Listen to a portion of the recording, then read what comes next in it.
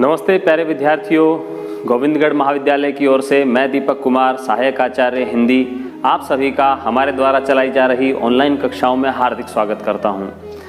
आज की कक्षा में हम बात कर रहे हैं बीए तृतीय वर्ष के प्रथम प्रश्न पत्र में अयोध्या सिंह उपाध्याय हरिओत द्वारा रचित प्रिय प्रवास के छठे सर्ग से लिए गए कुछ काव्यांशों के बारे में। हम पिछले दिनों से कुछ काव्यांशों पर पूर्व में बात कर चुके हैं। हमारे पिछले वीडियोस में आप जाकर के उनका अध्ययन कर सकते हैं, उन्हें आप सुन सकते हैं। आपकी सुविधा के लिए हमने उसमें एडिट करके जो उसका लिखित रूप है कविताओं का या पद्यांशों का, वह भी वहाँ पर दे दिया है। आप वहाँ जाकर के उनका अध्ययन भी कर सकते हैं। साथ के साथ आप हमारे द्वारा जो भी उस पद की व्याख्या प्रस्तुत की गई है उसका भी आप लाभ उठा सकते हैं। आज की कक्षा को आगे बढ़ाते हुए एक बार फिर से मैं प्रिय प्रवास के छठे सर्ग के ही कुछ अन्य काव्यांश, जिसमें राधा द्वारा पवन जिसे दूत के रूप में श्री कृष्ण के पास मथुरा भेजा जा रहा है, राधा द्वारा पवन को कुछ रास्ते के लिए निर्देश प्रदान किए जा रहे हैं। मार्ग में उसे क्या करना चाहिए, किस तरह का आचरण करना चाहिए, किस तरह की गतिविधियां करनी चाहिए, उसको कौन कौन से स्थितियां सामने आने वाली हैं, उन स्थितियों से वह अवगत कराती है और साथ ही साथ उसे मार्ग में जाने के निर्देश प्रदान करती है। जिस तरह से हमारे घर का कोई बालक जब किसी एक अनजान जगह पर जा रहा होता है या अपरिचित स्थान पर जा रहा होता है, या फिर बाजार हम उसे किसी कार्य से भेजते हैं, तो उसे बाजार के बारे में पहले से पूर्व निर्देश दे करके ही भेजते हैं कि बाजार में वहाँ पर बड़ा नाला मिलेगा, वहाँ पर ऐसी सड़क होगी, वहाँ पर इस तरह के लोग होंगे, वहाँ पर रुकना और वहाँ पर न रुकना, और इस तरह से हम निर्देश दे करके उसको भेजते हैं। उसी तरह से राधा पवन को सामान्य निर्देश दे रही है और उसे अपने प्रियतम के पास जाने के लिए प्रेरित कर रही है। आगे बढ़ते हैं और आपकी स्क्रीन पर दिखाई दे रहा है जो उसका कविता का जो लिखित रूप है वह आपकी स्क्रीन पर दिखाई दे रहा है। आप वहां से देखते रहें और साथ ही साथ आप सुन भी सकते हैं कि उसका शब्दार्थ क्या है, उसके भावार्थ क्या हैं और उसमें कौन कौन सी जो साहित्यिक कोटियाँ हैं या काव्य शास्त्रीय कौन कौन से तत्वों का उसमें समावेश हुआ है, उस पर हम बातचीत कर रहे हैं। थोड़ा आगे सरस रव का धाम सतपुष्प वाला।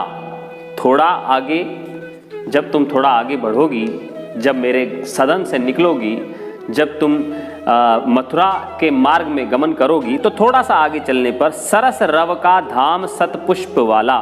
सतपुष्प वाला का मतलब है सुंदर पुष्पों वाला एक सरस रव का धाम तुम्हें मिलेगा। ऐसा धाम, ऐसा स्थान मिलेगा जहां पर मधुर मन को मोहित करने वाली ध्वनि कलरव उठ रहा होगा। रव का मतलब यहां पर है ध्वनि से, तो मधुर कलरव पक्षियों का या मधुर ध्वनियां जो प्रकृति की हैं वो वहां उठ रही होंगी। और सतपुष्प वाला, सुंदर पुष्पों वाला, सात्विक पुष्पों वाला बड़ा फूलों का एक उद्यान तुम्हें वहां मिलेगा। अच्छे अच्छे बहुद्रुम, बड़े बड़े अच्छे बहुत सारे द्रुम वृक्ष, द्रुम का मतलब होता है वृक्ष, लतावान सौंदर्यशाली, जो लताओं से आच्छादित होंगे, बड़े सुंदर लगने वाले होंगे, जिनके सौंदर्य की उपमा नहीं दी जा सकेगी, ऐसे तुम्हें बड़े वृक्ष मिलेंगे, लताएं मिलेंगी और ऐसा एक बगीचा, ऐसा एक उद्यान तुम्हें मिलेगा जिसमें बड़े सुंदर फूल खिल रहे होंगे और मधुर ध्वनि आकाश में उठ रही होगी। प्यारा वृंदा विपिन, और वह कौन सा स्थान है? वह वृंदावन है। प्यारा वृंदा विपिन मन को मुग्धकारी मिलेगा, वह तुम्हारे मन को मोहित कर लेगा, मन को मुग्धकारी मिलेगा, मन को मोहित कर देने की उसमें क्षमता है। आना जाना इस विपिन से, और तुम्हारे लिए निर्देश है कि तुम चाहे उस वन से, विपिन से, उस उद्यान से आना जाना, लेकिन मुँह माना न होना। मुँह माना न होना का मतलब है मोहित होकर के वहीं न रह जाना। तुम्हें मेरा एक बहुत महत्वपूर्ण कार्य करना है, उस महत्वपूर्ण कार्य को तुम करने की ओर उद्यत रहना। वहां जाना, आना जाना, लेकिन वहां रुक न जाना। अगले पर चलते हैं। अगला छंद है, जाते जाते अगर पथ में क्लांत कोई दिखावे। और यहाँ आकर के प्रिय प्रवास की जो मूल भावना है, प्रिय प्रवास लिखने के पीछे का जो मूल उद्देश्य है, मूल प्रतिपाद्य है कवि का, वह यह है कि वह समाज को एक समाज सेवा का उपयोगी संदेश भी प्रदान करे।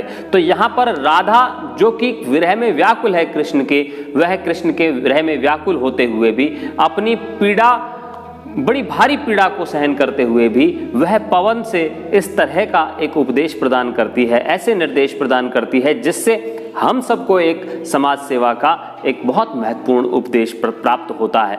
वह पवन से कहती है कि जाते जाते अगर पथ में क्लांत कोई दिखावे, अगर तुम्हें रास्ते पर कोई आते जाते कोई ऐसा पथिक मिले जो बड़ा दुखी हो, क्लांत कोई दिखावे, क्लांत मतलब है हृदय में निराश हो, दुखी हो, उदास हो, तो जाके सन्निकट उसकी क्लांतियों को मिटाना। तो जाना, उसके पास जाना, सन्निकट का मतलब है उसके पास जाना और उसकी क्लांतियों को मिटाना, उसके जितने भी दुख के कारण हो उन सब के निवारण करने का प्रयास करना।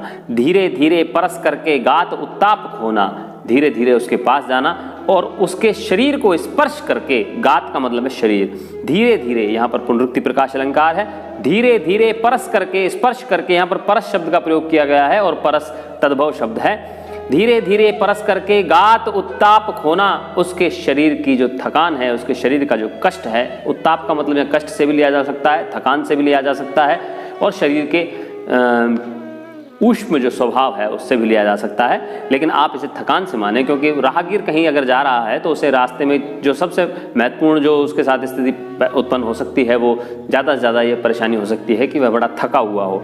तो धीरे धीरे परस करके गात उत्ताप खोना, तो तुम जाकर के उसकी थकान को दूर करना। सदग्रंथों से श्रमित जन को हर्षितों सा बनाना, और सदगंधों से, सदग्रंथों नहीं, माफ कीजिएगा, सदगंधों, जो तुम अपने साथ पुष्पों की गंध लेकर के जाओगी, उन गंध से तुम श्रमित जन को, जो थके हुए लोग हैं, उनको हर्षितों सा बनाना। तुम उन्हें हर्ष प्राप्त करने, हर्ष ग्रहण करने योग्य बनाना, उन्हें उत्फुल्ल बना देना, उन्हें प्रसन्न कर देना।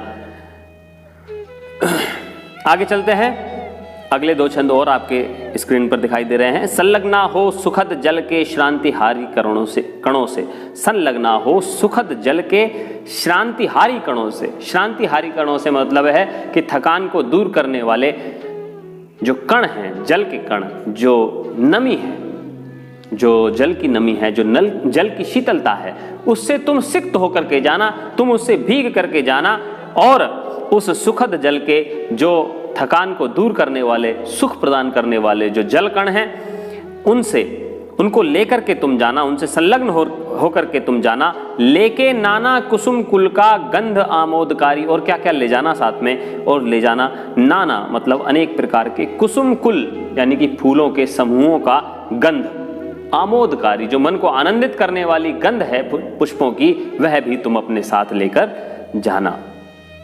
निर्धूली हो गमन करना, यहाँ पर कुछ बात तो कही जा रही है कि ये काम करने हैं और कुछ ये भी बताया जा रहा है कि ये काम नहीं करने हैं। तो क्या नहीं करना है? निर्धूली हो गमन करना, धूल को अपने साथ मत ले जाना, निर्धूली हो करके बिना धूल उड़ाए जाना। उद्धता भी ना होना, कहीं ऐसा ना हो कि तुम मेरे कार्य की तेजी में तुम कहीं आंधी बन करके चले जाओ, आंधी भी नहीं बनना है, क्योंकि आंधी से भी कष्ट होता है।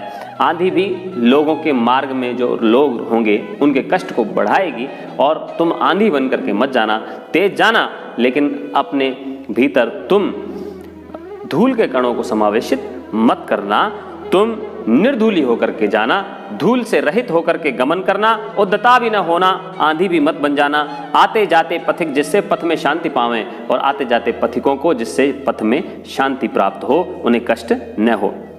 लज्जाशीला पथिक महिला जो कहीं दृष्टि आए, हो सकता है कि कहीं कोई लज्जाशील स्त्री कहीं दृष्टि में तुम्हें आ जाए, दिखाई दे जाए, लज्जाशील कोई स्त्री रास्ते पर जा रही हो, पथिक हो, वह तुम्हें दिखाई दे, होने देना विकृत वसना तो न सुंदर तू सुंदरी को, तू उस सुंदरी को विकृत वसना न होने देना, अर्थात उसके वस्त्रों के साथ कोई छेड़खानी न करना। उसके वस्त्रों को जिस तरह से वह शालीनता के साथ, मर्यादा के साथ अपने वस्त्र ग्रहण करके घर से आई हो, तो उसके वस्त्रों के साथ बिल्कुल छेड़छाड़ मत करना। यहाँ पर जो भारतीय स्त्री की जो लज्जा जिसके बारे में कहा जाता है कि स्त्री का आभूषण है उसकी लज्जा। तो यहाँ पर उसकी लज्जा को केंद्र में रखा गया है और कहा गया है कि किसी प्रकार से वह लज्जित न हो जाए, उसके वस्त्रों के साथ कोई तू छेड़खानी न करना, किसी भी प्रकार से उसके वस्त्रों को विकृत करने में अपना योगदान मत देना। जो थोड़ी भी श्रमित वह हो गोद ले श्रांति खोना। और अगर कहीं तुम्हें उसके स्वभाव में कहीं भी थकान का भाव नजर आए, जो थोड़ी भी श्रमित वह हो, थकी हुई हो, तो गोद ले श्रांति खोना, उसे अपनी गोद में बैठा करके उसकी थकान को दूर कर देना। होठों की और कमल मुख की म्लानताएं मिटाना, तुम उसके होठों की और उसके कमल रूपी मुख की, यहाँ पर रूपक अलंकार है, उसका मुख जो कमल है या कमल होगा, जो स्त्री तुम्हें मिलेगी उसके कमल रूपी मुख को तुम छू करके उस पर जितनी भी धूल हो उसका निवारण करना, उसे समाप्त कर देना। म्लानताएं, मलिनताएं, उसकी जो भी उस पर किसी प्रकार का कलुष हो वह मिटा देना। जो पुष्पों के, आगे बढ़ते हैं, जो पुष्पों के मधुर रस को साथ सानंद बैठे, जो पुष्पों के मधुर रस को साथ सानंद बैठे, पीते होवे भ्रमर भ्रमरी सौम्यता तो दिखाना। और ऐसा भी हो सकता है जब तुम गमन करोगी तो किसी पुष्प पर कोई भंवरा और भंवरी बैठ करके आपस में एक दूसरे से प्रेम पूर्ण बातचीत कर रहे हों, एक दूसरे के साथ प्रेम पूर्ण क्रियाकलाप कर रहे हों, तो कहीं ऐसा न करना कि तुम्हें कहीं दिखाई दें मधुर रस पीते हुए, मधुर रस पीते हुए, कहीं शहद ग्रहण करते हुए, कहीं पुष्पों का मधुर रस ग्रहण करते हुए बड़े आनंद के साथ, कहीं भ्रमर और भ्रमरी साथ में बैठे हुए तुम्हें दिखाई दें, तो उस समय उनके साथ तुम सौम्यता दिखाना। अब यहाँ एक मनोविज्ञान आप देखिए कि जो राधा है वह राधा बड़े कष्ट में है, क्योंकि उसके स्वामी उसके साथ नहीं है, उसके कृष्ण उसके साथ नहीं है, तो वह इस बात को जानती है कि प्रिय के साथ बैठना और उसके साथ बैठ करके बातें करने में जो आनंद राधिका को नहीं प्राप्त हो रहा है, वह आनंद भ्रमर और भ्रमरी उठा रहे होंगे। और वह पवन को उपदेश देती है कि तू किसी भी प्रकार के उनके आनंद में खलल मत डालना, क्योंकि वह जानती है कि एक दूसरे से दूर होने का कष्ट क्या होता है। तो वह नहीं चाहती है कि जिस तरह का कष्ट वह भोग रही है वैसे ही कष्ट छोटे छोटे जीवों को भी भोगने पड़े। इसलिए वह उपदेश देती है कि जो पुष्पों के मधुर रस को साथ सानंद बैठे, आनंद के साथ बैठ करके पुष्पों के मधुर रस को जो पीते हों भ्रमर भ्रमरी, तो उनके साथ तू सौम्यता दिखाना, तू उनके साथ कोमलता से प्रस्तुत होना। थोड़ा सा भी न कुसुम हिले, और बिल्कुल भी ये प्रयास करना कि थोड़ा भी जो कुसुम, जिस कुसुम पर वो बैठे हों वो हिलने न पाए, और न वे उद्विग्न हों, और किसी भी प्रकार वो उद्विग्न न हो जाएं, कहीं वो घबरा न जाएं, कभी फूलों के कांपने से वो चिंतित न हो जाएं, व्यथित न हो जाएं, परेशान न हो जाएं।